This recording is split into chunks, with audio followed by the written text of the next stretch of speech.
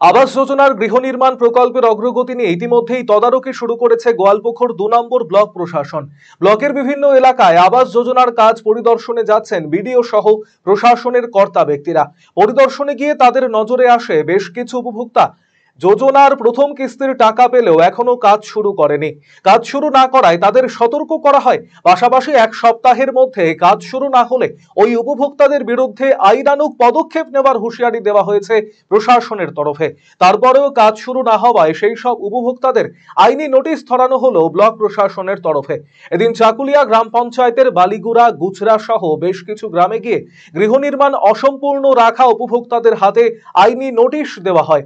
উপস্থিত ছিলেন ব্লক প্রশাসনের আধিকারিক এবং চাকুলিয়া থানার পুলিশ কর্মীরা। আইনি নোটিশ পেয়ে নড়ে চড়ে বসে উপভোক্তারা। প্রশাসনের নিয়ম অনুযায়ী কাজ করবেন বলে জানিয়েছেন উপভোক্তারা।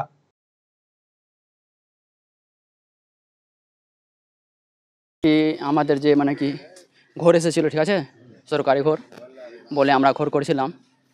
তো আপাতত যতটুকু কিস্তি পেয়েছিলাম আমরা ফার্স্ট কিস্তি তার ঘর তৈরি করেছি।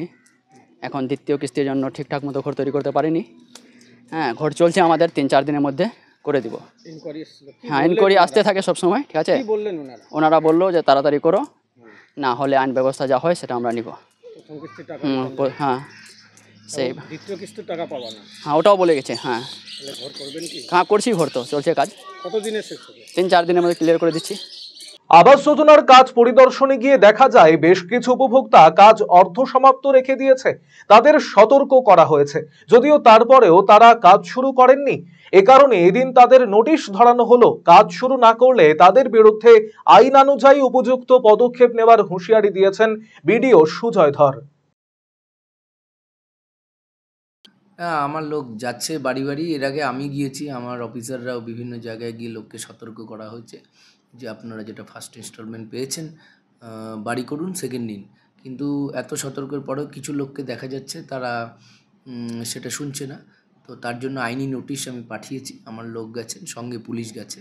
তো এই আইনি নোটিশ পাওয়ার পর তারা অল্প কিছু সময় সে আইনি নোটিশে দেওয়া হয়েছে, এবং সেটা যদি তারা না মানে তাহলে পরবর্তী যেটা পদক্ষেপ প্রশাসন সেটা গ্রহণ করব। রায়গঞ্জবাসীদের জন্য সুখবর। যারা দীর্ঘদিন ধরে জয়েন্টের ব্যথা এবং হাড়ের সমস্যায় ভুগছেন তাদের জন্য রায়গঞ্জ দিশারিতে আসছেন আর.এন. টেকর হাসপাতালের জয়েন্ট রিপ্লেসমেন্টে ভারত বিখ্যাত অস্থিরোগ বিশেষজ্ঞ doctor Barun Dutta, MD, DNB. এখন থেকে প্রতি মাসের নির্দিষ্ট দিনে ডাক্তারবাবুকে দেখাতে আজই যোগাযোগ করুন দিশারি হেলথ কেয়ার, উকিলপাড়া, রায়গঞ্জ শাখায়। যোগাযোগ করুন 7477785509, 7477785512 এই নম্বরে।